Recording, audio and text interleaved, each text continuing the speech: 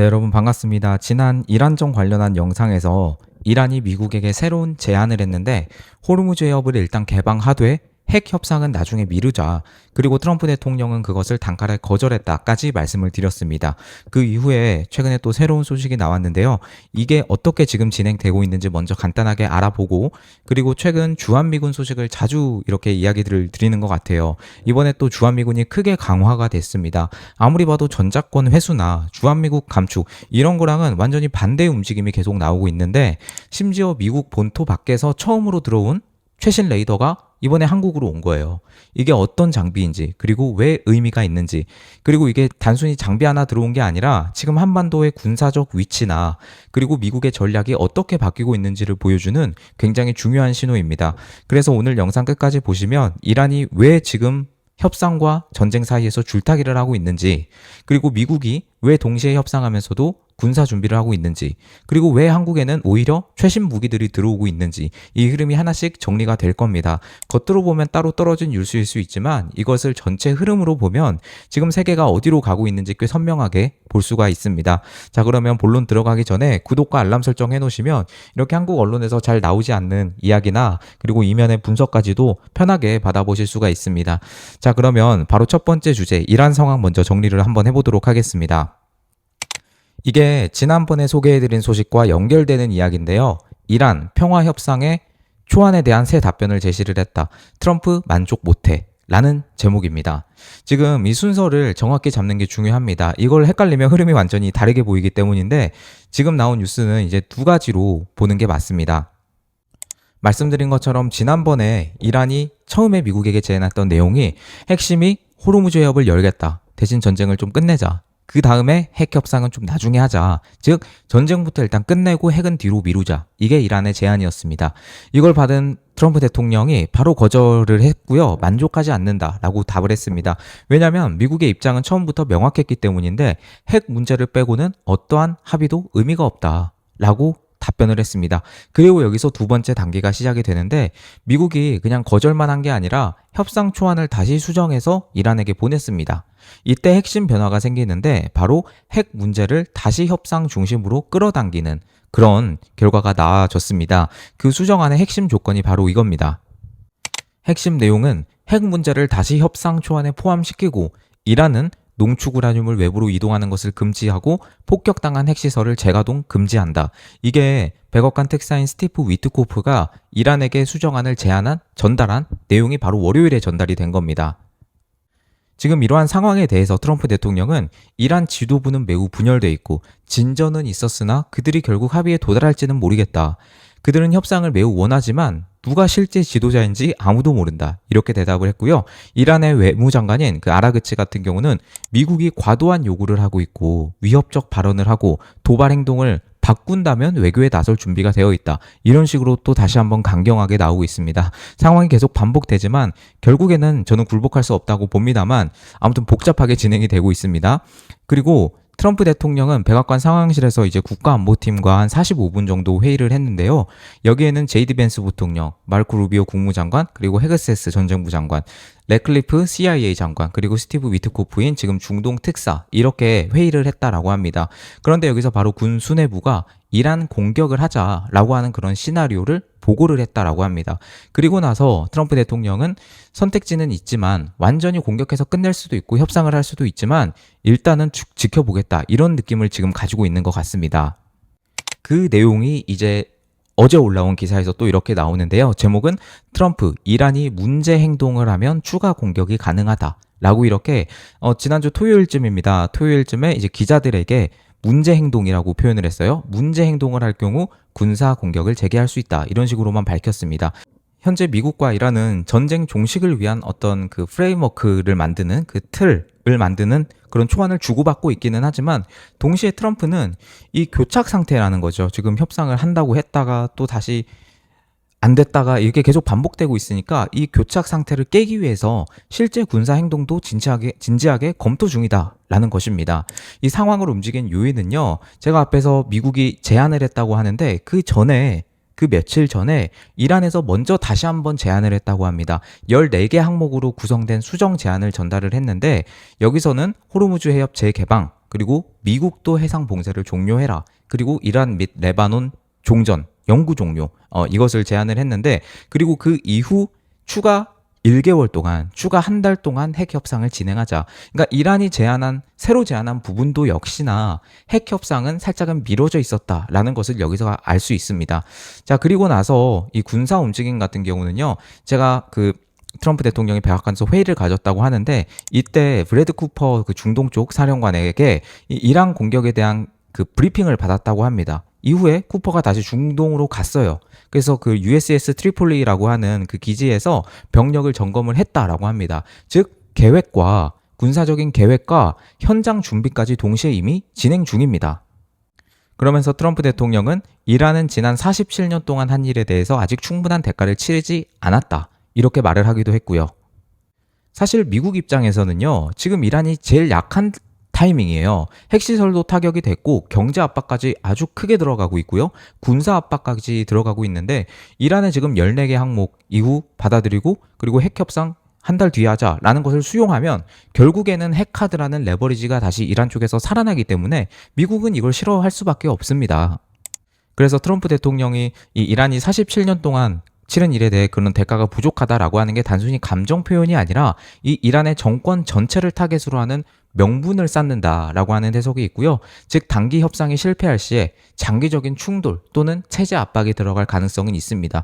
지금 미국이 이 휴전을 연장하기는 했지만 언제라도 지금 뉴스에 나와서 다시 미국이 이란을 크게 때렸다라고 뉴스에 나와도 이상하지가 않는 상황인 거죠. 그런데 이걸 사실 다르게 생각해보면 지금 미국의 핵 문제를 다시 넣고 조건을 강화했는데도 불구하고 과거의 이란과 다르게 아직도 협상 테이블을 떠나지 않고 있습니다. 이것은 과거와 좀 다른 굉장히 중요한 변화죠. 겉으로 보면 이란도 강하게 나오는 것처럼 보이지만 실제 흐름을 보면 조금씩 방향이 보입니다. 완전히 버티는 게 아니라 계속 협상 쪽으로 조금씩 끌려 들어오고 있는 그런 구조인 겁니다. 여기서 트럼프 대통령이 지금 앞에서 말씀드린 것처럼 군사 옵션을 공개적으로 언급을 하고 실제로 공격 계획까지 보고받고 해상 봉쇄까지 유지하고 있는 상태이기 때문에 말이 아니라 실제 압박이 들어가고 있습니다. 이 상태에서 이란을 보면 선택지가 많지 않아요. 협상을 계속 끌고 가거나 아니면 정면 충돌로 간다. 이 두 가지밖에 없습니다. 그런데 정면 충돌을 하면 결과가 어떻게 될지는 사실 뻔하잖아요. 핵시설이 일부 이미 타격됐고 경제 압박도 들어가고 내부 정치도 불안정한데, 이 조건에서 전면 충돌로 가는 것은 리스크가 크다는 것을 본인들도 알고 있습니다. 그리고 이 흐름이 계속 이어진다면 어느 시점에서는 결국에는 이란이 더 큰 양보를 할 가능성이 충분히 있고요. 그래서 지금 이 국면을 단순히 협상이 될까 말까 이게 아니라 얼마나 압박이 더 들어가고 언제 균열이 터지느냐 이걸 보는 단계라고 보시면 될 것 같습니다. 네, 그래서 이란 상황은 일단 이 정도까지만 정리를 하면 될 것 같아요. 왜냐면 또 어차피 새로운 결과가 나오고 트럼프 대통령의 발언이 나오면 또 금세 이렇게 바뀌는 게 이란이다 보니까, 그래서 일단은 여기서 이란 정리하고 완전히 다른 축으로 한번 넘어가 보겠습니다. 이번에는 더 중요한 이야기고요. 우리와 직접적으로 연결된 이야기입니다. 바로 주한미군 그리고 최신 군사 장비 배치 이야기입니다. 네, 먼저 이 기사를 보시겠습니다. 주한미군에서 미국의 최신 레이더 센티넬 A4가 운용 훈련 실시를 했다. 그리고 이것은 미국 본토의 첫 배치다 라는 내용입니다. 지난 2일 미국 국방부의 시각 자료 배포망입니다. DVIDS라고 하는데요. 이것에 따르면 주한미군의 제35 방공포병 여단은 지난 20일 경기 평택에 있습니다. 캠프 햄프리스에서 센티넬 A4 운용 훈련을 실시했다라고 하는 소식입니다. 네, 이거 굉장히 의미 있는 뉴스라고 저는 생각을 하는데요. 이게 왜 중요하냐면 단순히 장비 하나 들어온 수준은 아니라고 생각합니다. 이 장비 자체가 미국의 육군의 최신형 레이더고요. 2023년, 얼마 안 됐죠? 이때부터 개발 시험이 완료됐습니다. 그리고 올해부터 2026년부터 본격적으로 전력화된 말 그대로 가장 최신 장비, 미군에서 가장 최신 장비가 바로 센티넬 A4입니다. 그리고 더 중요한 포인트 하나가 뭐냐면 미국 본토 밖에 첫 배치가 바로 한국입니다. 이건 그냥 지나가면 안 되는 부분이죠. 말씀드린 것처럼 캠프 험프리스에서 35 방공포병 여단에서 이제 실행이 되었고, 이 레이더의 성능을 보면 더 명확해집니다. 탐지 거리가 약 200km 정도 되고요. 그리고 드론, 순항 미사일까지도 동시에 추적이 가능하고요. 그리고 저고도 표적까지도 대응이 가능합니다. 여기서 핵심은 하나인데요. 이게 요즘 현대전에서 가장 문제가 되는 위협을 잡는 장비 이렇게 보시면 될 것 같습니다. 최근에 어떤 그 국가 간 분쟁의 양상을 보면 드론으로 대량 공격이 이루어지죠. 그리고 높은 고도가 아니라 저고도에서 순항 미사일이 발사가 됩니다. 그리고 레이더를 회피하는 그런 공격. 이게 사실상 현대전의 기본이 됐어요. 이제 예전처럼 레이더에 다 걸리는 그런 거는 좀 많이 약화가 됐습니다. 그리고 이것을 잡기 위해 개발이 된 게 바로 센티넬 A4 레이더입니다. 즉, 이 장비가 한국에 들어왔다는 것은 단순합니다. 최신 현대전 대비 체계를 한국에 가장 먼저 적용한다의 의미입니다. 그리고 여기서 한 단계 더 보셔야 되는데요. 그렇다면 왜 하필 한국이냐? 지금 한국은 북한이라는 실전 위협이 있고 중국의 견제 라인에 있고 그리고 미군의 최대 해외 전력 밀집 지역입니다. 즉, 실전과 전략과 테스트가 동시에 가능한 곳이라는 것이에요. 그래서 결론은 하나인데 가장 먼저 써봐야 하는 지역이 한국이라는 것입니다. 그래서 이게 방어 강화 그러한 수준을 넘어서 미국의 최신 시스템이 실제로 돌아가는 현장이 됐다. 한국이. 그런 의미로 볼 수 있습니다. 그리고 이 타이밍도 굉장히 중요한데요. 지금 앞에서 말씀드린 이란이나 이런 중동의 긴장이 고조되고 있고 드론전도 확대되고 있고 미사일 위협도 증가되고 있는데 이 상황에서 한국의 최신 레이더를 배치했다?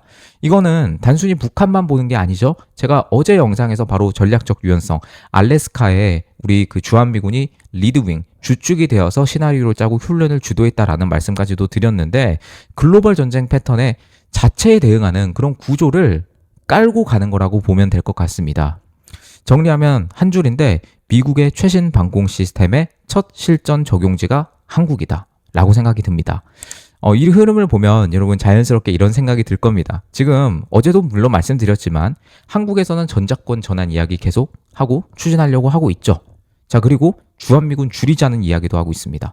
자, 그런데 이 상황에서 오히려 현실은 반대로 가고 있다라는 것입니다. 전작권 전환이고 뭐고 지금 한국에서 말하고 있는 그런 모든 상황이랑 다 내려놓고 확실하게 제가 말씀드릴 수 있는 것은 주한미군은 줄어드는 게 아니라 점점 더 강화가 되고 있습니다. 이것은 그냥 팩트로 놓고 사실이다라고 말해도 무방한 거예요. 이번에 들어온 센티넬 A4 레이더 이게 대표적인 사례고 이전에도 비슷한 흐름이 있었던 거는 다 알고 계시죠? 대표적으로 많이 언급되던 게 바로 MQ-9 리퍼 드론입니다. 이것은 단순 정찰 드론이 아니라 장시간 채공을 하고 정밀 타격이 가능하고 사실상 공중에서 대기하는 어떤 공격 플랫폼이에요. 이런 장비가 이미 한반도에서 운영이 되고 있고요. 그리고 이전에 아시는 것처럼 사드, 고고도 미사일 요격 여전히 유지가 계속 되고 있고 오히려 통합 방어망 안에서 더 중요한 역할을 하고 있습니다. 그리고 기존에 계속 업그레이드가 되고 있는 이 패트리엇 미사일 시스템이라고 해서 이거는 저고도 미사일 요격인데 실전에서 이미 검증된 시스템 계속해서 성능 개량이 이루어지고 있습니다. 그래서 이걸 하나로 묶어서 보면 그림이 나오는데 고고도는 사드 그리고 중저고도는 패트리어트, 탐지와 추적, 저고도는 센티넬 A4, 그리고 타격, 정찰은 리퍼. 지금 완전한 통합 방공, 그리고 공격 체제를 갖추고 있어요. 즉 지금 한반도가 그냥 주둔 수준이 아니라 최신 미군의 현대전 시스템이 통째로 구성되고 있는 지역입니다. 자, 그러면 이 장비들이 그냥 남는 걸 가져오는 게 아니라는 거죠. 미군이 가장 중요하게 보는 전력들이에요. 이게 지금 한국으로 먼저 들어오고 있는데 이건 메시지가 명확하다고 봅니다. 주한미군을 줄이는 방향이 아니라 오히려 전력의 질 자체를 완전히 끌어올리는 그런 방향으로 볼 수 있습니다. 말씀드린 것처럼 단순히 북한 때문은 아니고요. 그러면 지금 정치적으로 나오는 이야기와 군사적으로 실제 움직이는 방향이 완전히 다르게 가고 있는데 말로는 감축, 현실은 최첨단 전력 집중. 이건데 지금 여기서 자연스럽게 마지막으로 연결되는 질문 하나만 하고 가겠습니다. 이 방어 시스템들에 대해서 조금 알면 좋습니다. 사드, 패트리어트, 센티넬 이게 도대체 뭐가 다른 거냐? 이거를 알면 구조가 앞에서 살짝 말씀드리긴 했습니다만 구조가 더 이해가 될 겁니다. 이 부분을 마지막으로 정리만 해보도록 할게요. 가장 먼저 위에서 막는 시스템 바로 사드입니다. 가장 높은 곳에서 요격하는 방어망이에요.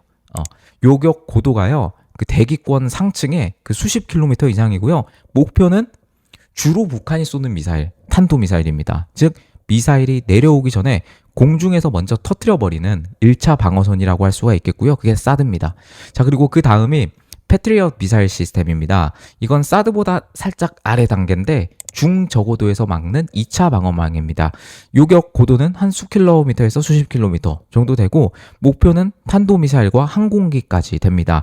즉 사드가 놓치거나 통과한 목표를 지상 가까이에서 한 번 더 막는 시스템이 바로 패트리어트입니다. 자, 여기까지가 이제 요격이에요. 그런데 요격보다 더 중요한 게 하나 있죠. 바로 먼저 발견하는 것입니다.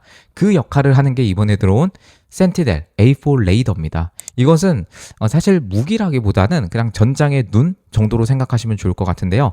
탐지 거리가 어마어마합니다. 약 200km예요.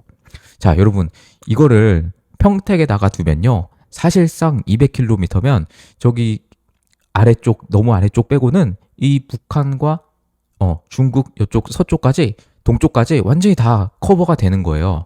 그래서 200km까지 드론 하나까지도 안 놓치는, 그리고 순항미사일 적어도 목표까지 다 추적하는 엄청난 시스템이 바로 센티넬 A4입니다. 낮게 날아서 안 보이던 것들을 완전히 다 잡아낸다는 겁니다. 말씀드린 것처럼 이게 왜 중요하냐면 요즘 현대전 때문이에요. 높은 미사일뿐만 아니라 낮게 깔고 들어오는 공격이 많습니다. 드론이나 순항미사일처럼. 이것을 기존 레이더로 놓치는 경우가 많은데 이것을 바로 센티넬 A4가 다 잡아낸다. 그래서 여러분 제가 이 구조를 왜 말씀드리냐면 사드, 패트리어트, 센티넬 이런 탐지, 요격, 재요격 구조가 하나로 보면 완전히 그림이 나오죠. 다층 방어 시스템이 나타난다는 거예요. 그리고 여기서 MQ-9, 리퍼 같은 공격 자산까지 붙으면 반격까지 가능한 구조가 이제 완성이 되는 거죠. 자, 그래서 마지막으로 한 줄로 정리하면 한국은 지금 세계에서 가장 정교한 방공 시스템이 구축되는 지역 중 하나가 되고 있습니다. 중동에서는 앞에 말씀드린 이란처럼 협상과 전쟁이 동시에 움직이고 있고 한반도에서는 실제 현대전 대비 체계가 계속 강화되고 있습니다. 그래서 겉으로 보면 완전 다른 뉴스지만 하나로 연결하면 결국 같은 방향, 지금 세계는 이미 다음 단계로 넘어가고 있다라는 그런 생각이 듭니다. 자, 그래서 오늘 영상은 여기서 마무리할 건데요. 여러분의 생각도 댓글로 남겨주시면 감사드리겠습니다. 네, 멤버십 가입 좀 부탁드리겠습니다. 채널원 가셔서 더보기 누르면 멤버십 가입 링크 나오는데 가입 부탁드리고요. 그리고 구독과 알람 설정도 부탁드리겠습니다. 그리고 마지막으로 계좌로 후원해주신 분들 너무나 감사드립니다. 오늘 영상 여기서 마무리하도록 하겠습니다. 감사합니다.